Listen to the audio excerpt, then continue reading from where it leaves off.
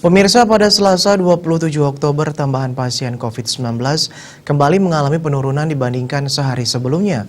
Sayangnya kabar duka masih dilaporkan di hari ke-64 berturut-turut.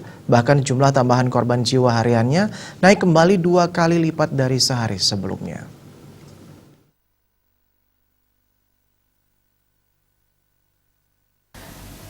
Tercatat sebanyak 65 orang dilaporkan terkonfirmasi COVID-19 pada hari ini.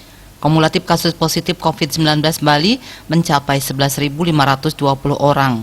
Korban jiwa juga dilaporkan. Pada hari ini dilaporkan 4 orang meninggal dunia karena COVID-19. 4 kabupaten melaporkan tambahan korban jiwa, yakni Badung, Denpasar, Bangli, dan Kelungkung.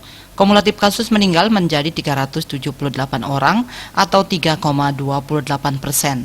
Rinciannya 376 WNI dan 2 WNA. Sedangkan kasus sembuh bertambah 76 orang. Kumulatif kasus sembuh mencapai 10.361 orang atau 89,94%. Selain itu terdapat kasus aktif sebanyak 781 orang atau 6,78%. Mereka dirawat di 17 rumah sakit dan dikarantina di Bapelkesmas, Wisma Bima, UPT Nyidah, dan BPK Pering.